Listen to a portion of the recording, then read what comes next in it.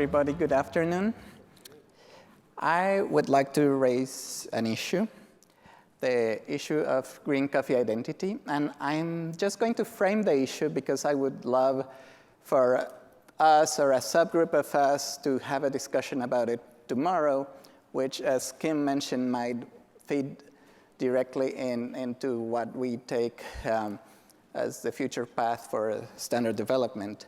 And you might be wondering, what does he mean by green coffee identity? And in fact, a product's identity is an elusive concept because we take it for granted, and we usually don't think about it, especially as consumers. But it's what you could call a product's definition, especially from the legal point of view or from the standard point of view. And a product's identity can make a big difference. I want to present an example of a product outside of coffee, and it's beer. In Germany, there are only 4 ingredients allowed for a bottom fermented beer: malt, hops, yeast, and water. That's it. That's all you can use. In contrast, in the US, under US legislation, you can use all types of grains, you can use sugars, you can use fruit or fruit juices, you can use herbs, you can use flavorings, you can even use non-beverage ingredients, whatever that means from the US legislation.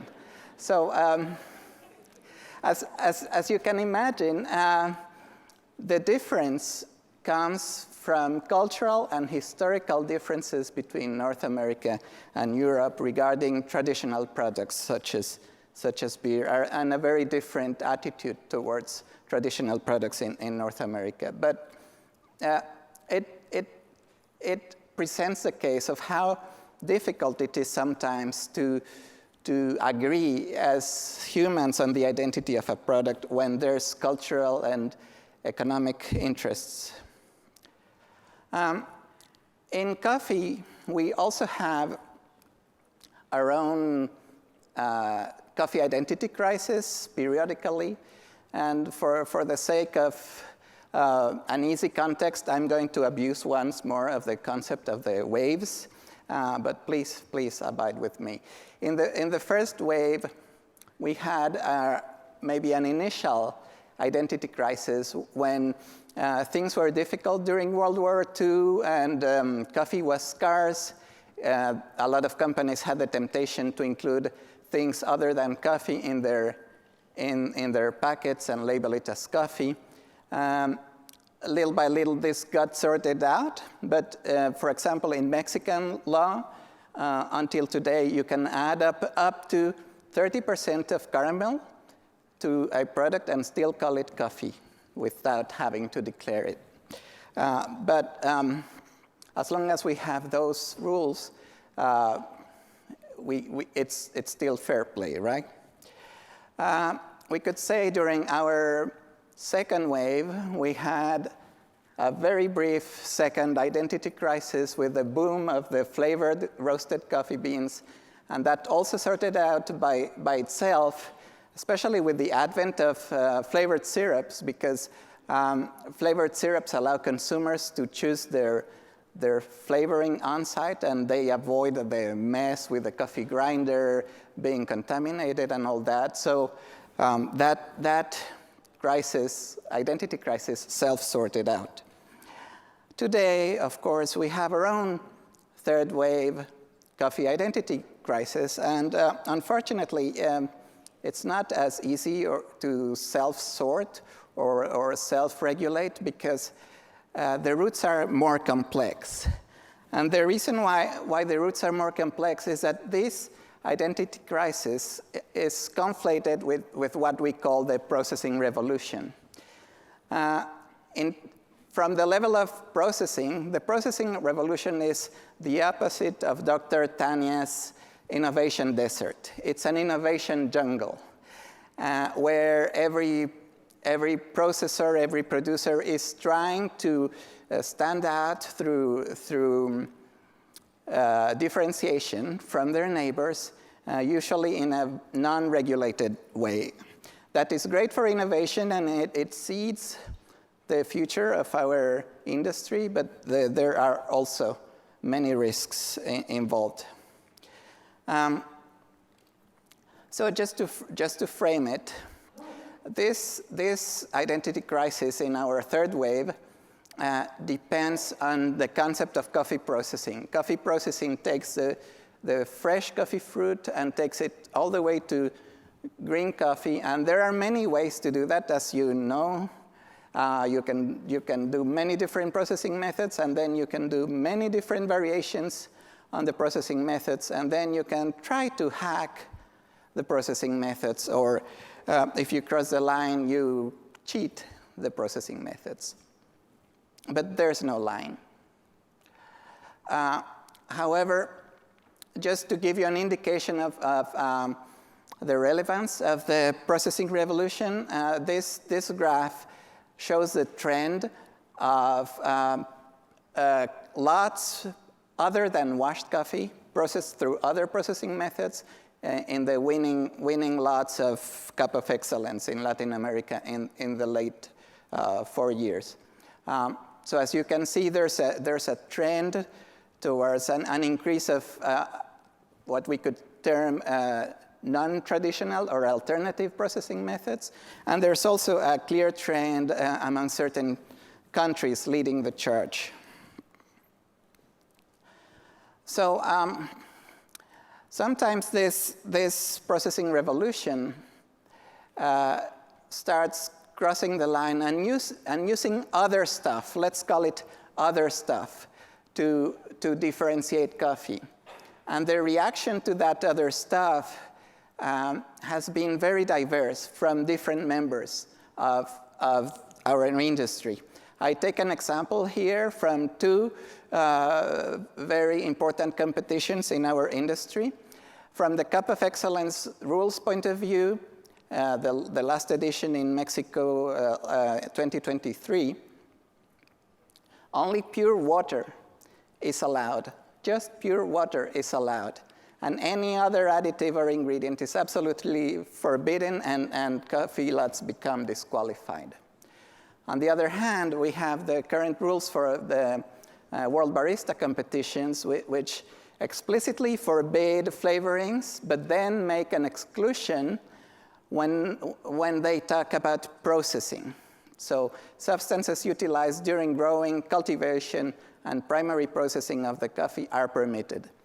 And of course, when we say primary processing of the coffee, we are referring to those steps between the fresh fruit and the green coffee. So we haven't solved the problem of what happens in that window. And the thing is, those two rules from different competitions reflect the two extreme positions in this debate. And these are, of course, stereotyped roles or stereotyped positions, and you can find people anywhere in between, but there are certainly people who are close to the stereotype. So we have the innovators, and the innovators advocate for the right of producers to create value, to differentiate, and to get a higher price, especially in a context of historically low prices that threaten the very sustainability of coffee, right? On the other hand, the purists are worried about many different things, ranging from legal matters, from allergies becoming associated to coffee because of extraneous substances that are not declared, or introducing non-native flora to the coffee-producing countries and disrupting the ecosystem, and so on and so forth. So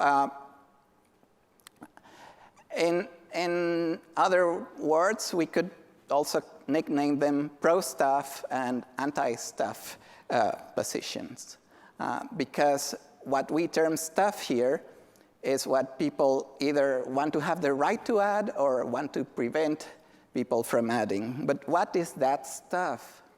And the problem is it's complex. It's not as simple as just saying only pure water is allowed. Because at the level of coffee processing, many different things could happen that impact flavor. And for some people, you may be crossing the line at a level, and for some other people, you are still not crossing the line at the very level. So one thing you could have is extended or intense fermentation. You are really not adding anything else, but you can dramatically change coffee's flavor just by playing with the intensity or the quality of the fermentation. And that by itself is another issue and another topic for another discussion. You could also use microbial starters. So here you are adding something, but it's not too different from what already lands on the coffee by natural phenomena. The microbia carried from the water or by the coffee itself who perform the fermentation. So yes, you are adding something, but it's not too different from what already lands on coffee. You could use what we call fermentation adjuncts, and these are usually herbs, fruits, or fruit juices that are added to the fermentation vat. But in most cases, all what they do is to boost the sugars available for fermentation. And only very rarely do these fruit flavors actually come across in roasted coffee. So you are not actively flavoring coffee, you are changing the fermentation with some exceptions. You could also add flavoring agents, like cinnamon flavor, before drying. So while the coffee still has enough moisture for them to be soluble or dispersed in water. And finally, after the coffee is dried, its oils readily absorb the odors in the environment, and it makes it very easy to flavor coffee, for example, by placing it in a bourbon barrel. But here, the green coffee is already dried and hulled, and it's usually at the consuming country already. So when we saw this complexity, we drafted a standard. We drafted the SEA standard 120/2022, and as Kim Elena mentioned, we have the process of submitting these standards to a group of experts. And let me share what that draft standard said. It defined 3 different categories: green coffee, infused green coffee, and flavored green coffee. And it defined green coffee as the one which has not been infused nor flavored, even though processing aids may have been used. And we'll go to processing aids a little later. Then it went to defining infused green coffee as the one which has been put in contact with a flavoring agent before or during the drying, making a distinction with flavored green coffee in which the coffee is put in contact with a flavoring agent after the drying. The reason why it made such a distinction is because this usually happens at the consuming country, and we wanted to make a difference between what may happen at the producing country and what may happen at the consuming country. And so the key word here is flavoring agent versus processing aid. The proposed definition for green coffee accepted processing aids, and the main difference is that processing aids change the ratio of flavor precursors, but don't flavor the coffee directly. And so, in other words, when you use a processing aid, the flavor will come out upon roasting, because what you changed is the ratio of the precursors that get transformed during roasting. Whereas when you use a flavoring agent, it's the same agent that can be tasted all throughout the process until the very cup. So you could even taste it in the green coffee.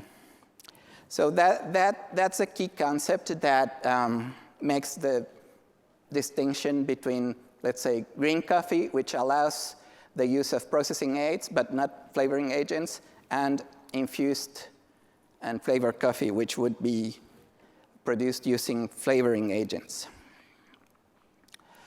But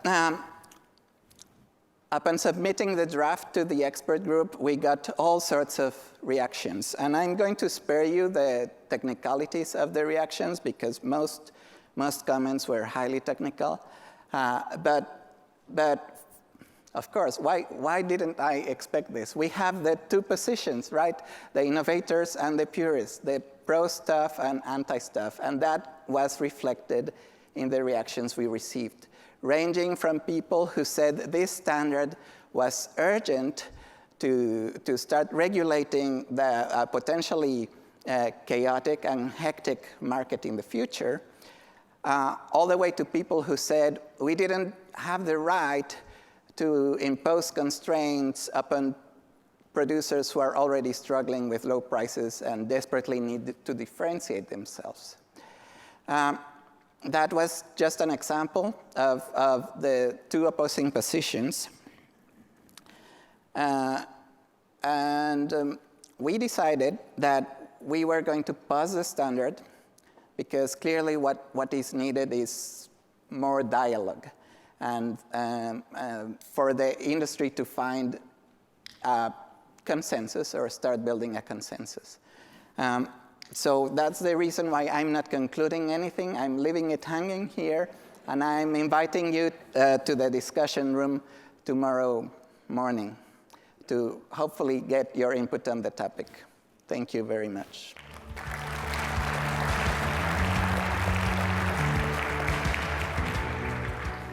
Thank you, Mario. Have a seat. I'll take the clicker now. Yes. So I don't, misplace it and have to ask for it publicly again in front of everyone.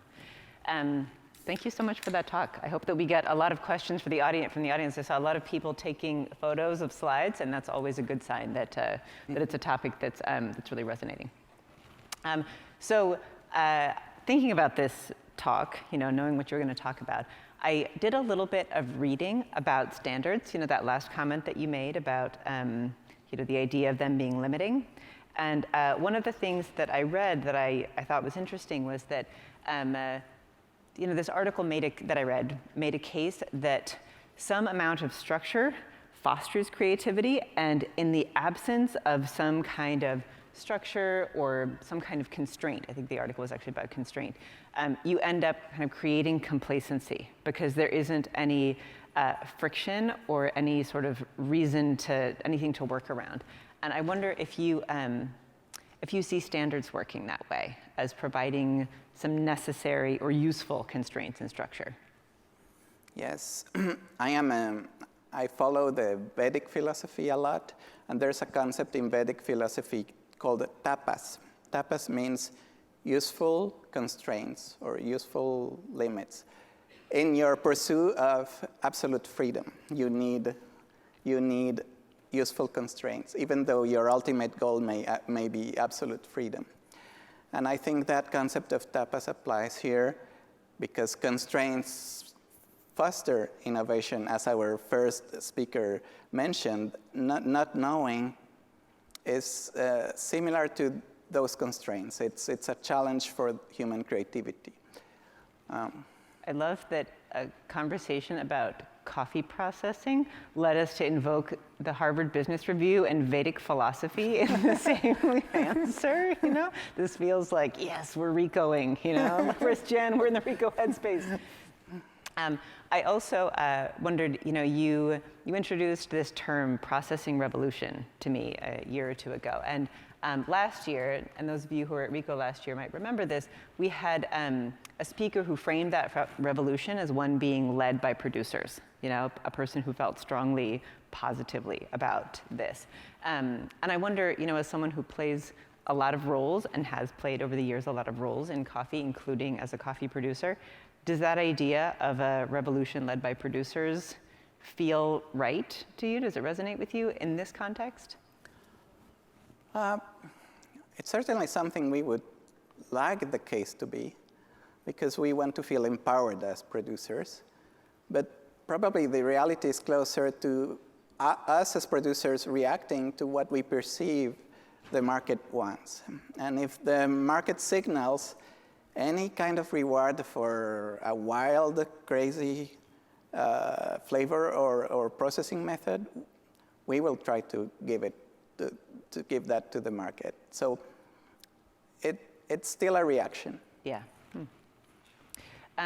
Someone from the audience asked, could you explain the end goal of placing these constraints and who you hope they will benefit and how?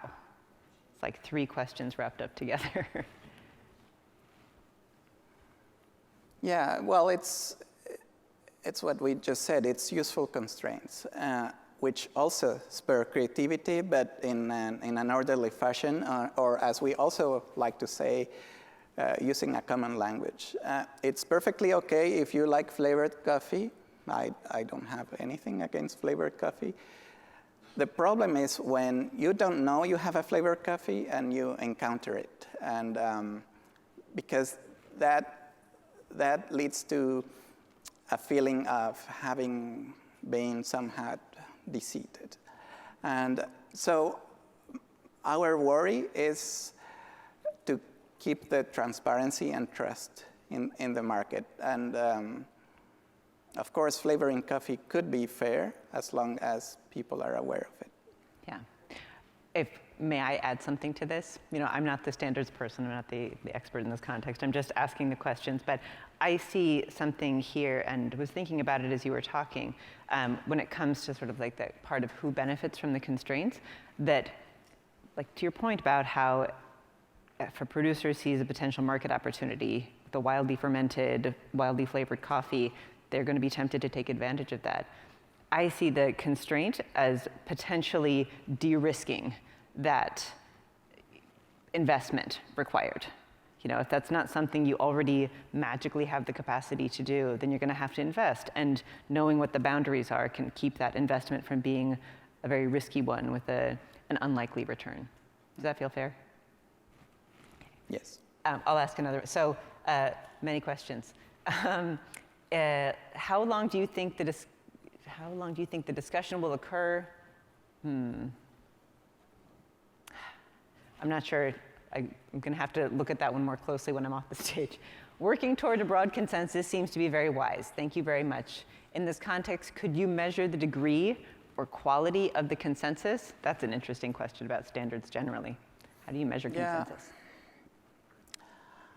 I was surprised to see most people gravitating towards the, let's say, more what's the word? Conservative position, and more people worried about trying to ban everything from coffee in the same way that it was done with Cup of Excellence in Mexico this year, than trying to regulate that in an orderly fashion. A question here that I think has come up for me, and I mentioned we've been talking about this with you for the past few years. It seems that many people conflate the idea of standards and regulation. Are there differences between the two concepts? Standards are voluntary to start with. It's true. You may follow it or not, as you will. Yeah, indeed. This other question, it seems useful for the SCA to help decouple the competition case where there is incentive to cheat from the rest of the coffee world, where producers are not trying to be dishonest. Is there any thought to this at SCA? Let me get it. I know this is another one that I might have to unpack. These are complex questions, not just a yes or no kind of question. Maybe it's like, is there a difference between the competition application and all other applications? Well, in a competition by nature seeks fairness of entry. Mm-hmm. So let's say a flavored coffee which doesn't disclose it could could be equivalent to a doped Olympic racer. Yeah. So it's not sporty. Yeah. I also wonder if that isn't more a question about the nature of the competitions than about the standards. You know, in coffee right now, what role do competitions serve? And you know, this is something we might examine over there versus examining it specifically in this standard. The standard might be more universal. The competition might be the kind of outlier or the anomaly here. But sorry, in the case of coffee, and particularly for us, we have used the competitions as a model. Yeah. To model standards after. And we certainly did that, for example, with the espresso machines. So we follow what happens with competitions closely because it's like our Formula One lab for. Yeah. One last question. In the survey of reactions to the standards, did you identify if more producers were pro-stuff or anti-stuff? Yeah, that's a very good question, because you would think they were pro-stuff. I would think that. But they weren't. I would be wrong then. I think producers are more worried about making this transparent and fair and reduce the risk of a chaotic market in the future. Yeah. Thank you so much, Mario. And Mario already mentioned this, but tomorrow one of the seminar sessions will be about this topic, and you'll get a chance to give some input. So if this is a topic that's close to your heart, make sure that you join Mario tomorrow. And we have a tasting session too. And there's a tasting session too. All right, thank you.